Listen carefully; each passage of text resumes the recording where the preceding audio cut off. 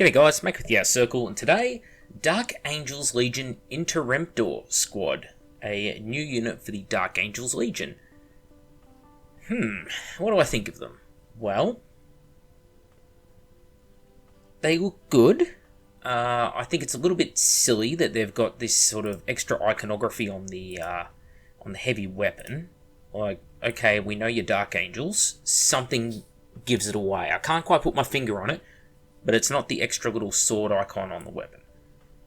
But that's it really for my negatives on the miniatures. As we say, I always like to do negatives and positives, and overall I'd call these really good looking. In fact, I think they look fantastic. They look like the Legion they belong to. Little destroyer icons and the winged daggers are actually quite fine detailed compared to a lot of the previous detail we've got out of Forge World. It doesn't look big or clunky like on the Legion Terminators, the Cenobium. So overall, these are a win as far as models are concerned. Price is another thing though, $97 for 5, $20 a model. Not great, but hey, it's Australian prices, you get that. Interesting. That's a very 40k image. Oh, and they come with the rad missile launcher, and it seems to be some sort of underslung. As you can see, the hand holding the weapon is just sort of morphed into the handle. The guy over there on the right with the bare head, quite a nice bare head actually. His hand is just morphed into the handle, like his fingers have fused into the wall, like the liquid Terminator in Terminator 2 or something. But so I'm guessing the heavy plasma burner thing. Yeah, see, look at this bottom right picture. What's that shit? What, are his fingers just going through solid material? Come on, don't be lazy in your promo image. Clean up the model, or if that's how the model is designed and printed, what the shit? That's just shit. Oh, I take it back. I can't say only nice things about this unit. Now I can't unsee it. I can't unsee a guy's hand morphing through solid material on his weapon. Fuck me, is it that hard? These look really good apart from that dumb shit. Alright. What about rules? Cocaine's a hell of a drug.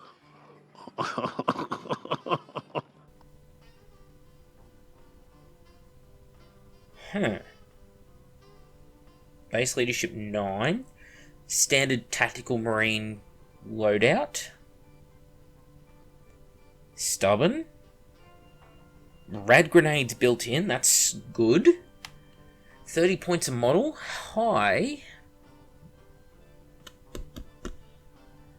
Plasma incinerator, plasma burner. Yeah, so through my head, I'm going through how do I try and explain the unit. So with many units in this game, you have what we call a trade-off. There's something really strong about it, but there's also something weak to balance it out. It could be extremely high points, that kind of thing. These guys, what's balancing them out before we get into what's making them really strong? Well, only one attack each. They don't have an additional close combat weapon, so they're going to be weaker in assaults. No artificer armor on the sergeant. Dedicated transport, 10 models exactly and you get a land raider. Anything other than 10, you get nothing. So neither of those things is great. Unlike other destroyer type units, they're not void hardened, and they're not scoring. So what do you get for 30 points a model? Keep in mind, this is a stock tactical profile, but with rad grenades added, which is usually 10 points a squad, and also an extra point of leadership and stubborn built in. So that would you'd add roughly a point a model for rad grenades. That would take you from an average 11-point marine to a 12-point marine. An extra point of leadership, add another point, so that would make you a 13-point marine. And the stubborn make you a 14-point marine. So basically you're paying 16 points that's left over for the weapon. And the weapon is a plasma burner. Essentially, it's a plasma gun with less strength. Range is 12. Strength 4, AP 2, Assault D3 plus 1.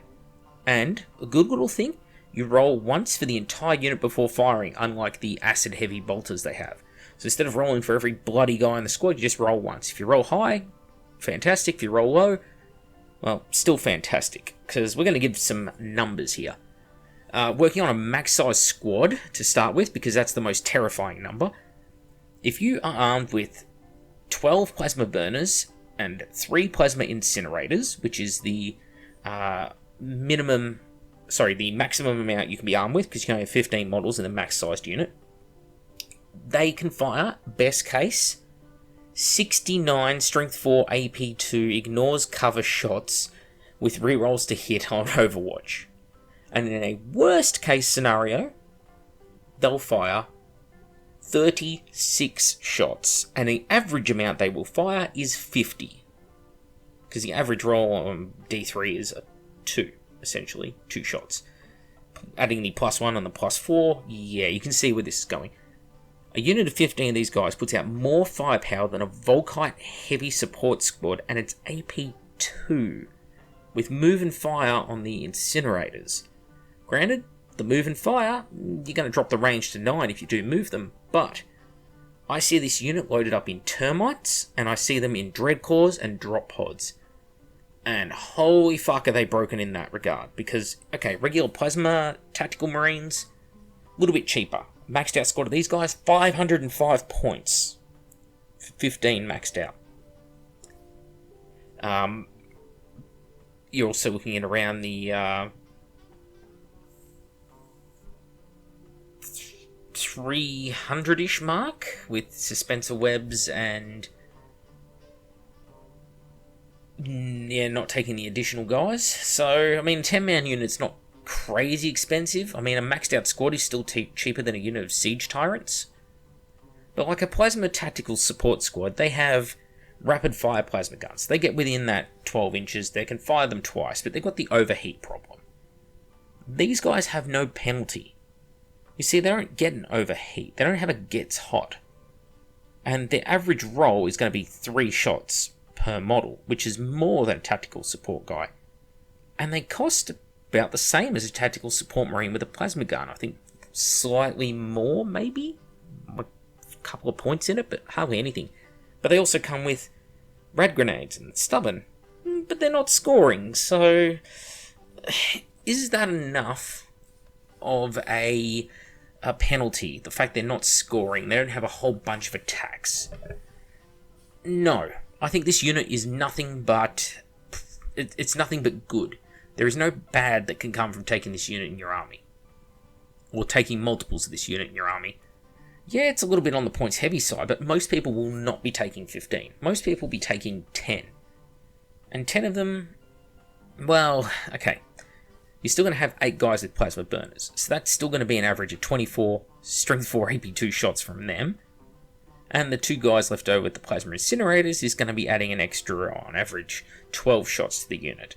So all up, you're still looking at 36 average shots coming from just 10 of these guys. If people take them in 10s to go in dreadclaws, if they take them in 12s to go in drop pods, termites, oh boy, then you're looking at an average of 42 shots for the unit. That is horrifyingly strong. And it doesn't matter that they're weak in close combat, relatively speaking. All Marines are relatively weak in close combat, but you try and charge these guys, they are going to push your shit in, especially in Zone Mortalis. This unit will be very difficult to counter. Maybe some sort of IRAD cleanser, perhaps? AP3 Flamer templates, if you can get a hold of them, will really help to sort of thin out this squad, but I mean, people are silly. There's no negative consequences in this unit. You can take any character you like with them. You'd be silly not to just chuck an apothecary in with them. It would just increase the survivability of the unit exponentially. This is just bullshit. 30 points for that is... wow. I'm trying to think of any other unit that has this kind of level of firepower for that. Like, look at, like Pyroclasts with Salamanders. They're pretty similar in points, and they've got just a a heavy flamer slash half-ranged melter gun as their ranged options. Like, this is so much stronger. This is power creep at its finest. Like, what kind of drugs you on for this? Like, at least gets hot. Some sort of negative for all this firepower. I mean, 30 points a model is not expensive in the scheme of things. It would be expensive for a standard Marine stat line, sure, but this is still Terminator points. And one of these guys is way more likely than a single Terminator to, like, in a one-for-one matchup, to get their points back. Way more likely. So, fuck. What do you say about this? I don't want to be horribly negative here, but this is just another example of mediocre rules writing, because what's the drawback? What's the downside here? There's no limit on, like, units that may join them. Like, this should count as a destroyer unit, right? Being that they're Dreadwing, you'd imagine that maybe they can only be joined by Moritats to stop things like Apothecaries joining them? No, okay. Some sort of limitation on transports? No, not really. I mean, there's a slight limitation on the dedicated transport that they need to be exactly 10 models, but no, fuck, you still chuck them in a Dreadcore, still chuck them in a Termite. Fuck. Short range on the weapons isn't even that bad, because again, like a Plasma Tactical Support Squad, you want to be closer. Closer, they're better. And, no risk of overheating, and you're getting more shots on average. I mean, if you roll well, you will have twice the firepower for the same points as a Tactical Support Squad. Sure, you're not going to be scoring, but who cares? And if someone charges you, I do believe that the rag grenades kick in on the Overwatch. Possibly. So, yeah, good luck. Fuck. It's just rough. And the Phosphex bombs is just the cherry on the cake. Like, I think that even the Phosphex bombs really almost a downgrade on the unit, actually, because you'd rather just be firing the extra shots with your Sergeant rather than throwing Phosphex bombs that could possibly scatter back at you. Yeah, no, this is terrifying. Like I say, an average shooting for a unit of 10, just 10, is going to be 36 Strength 4 AP2 shots. 2/3 of that is going to hit with Marine Ballistic Skill. So, on average, 24 hits against Marines, that's 12 wounds. That's an entire tactical squad wiped. And that's with like the most average of average rolls. This is not including like being buffed by a Master of Signals, having an extra couple of guys in the unit, that kind of thing. Like get 12 of these in a Termite, perfect delivery system. The Termite, the unit combined, you're only paying like 400 points. That's incredibly good. Take 2 units of this in elites. Yeah, it's going to chew up a lot of points, but you can strike Death Stars, hit those backlines.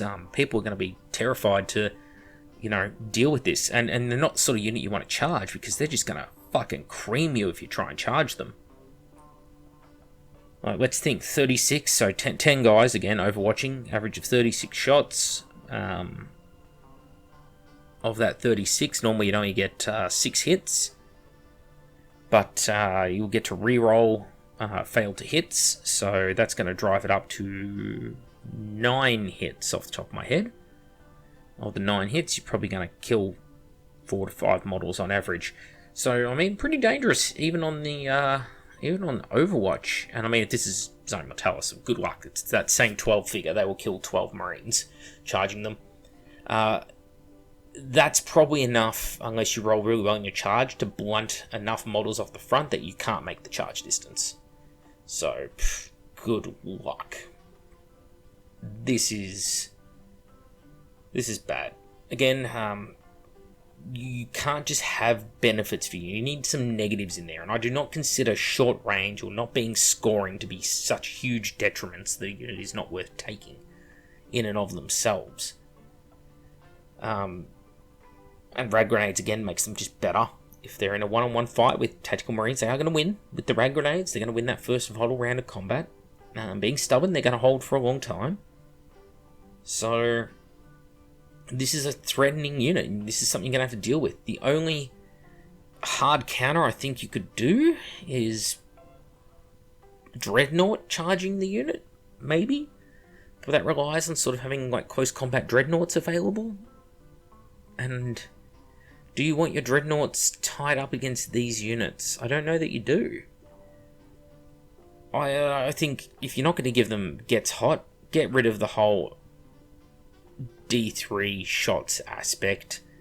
Change it to just a fixed 2 shots or something per model and 4 shots on the heavy thing. Because D3 that's a lot of shots. That's a lot of shots.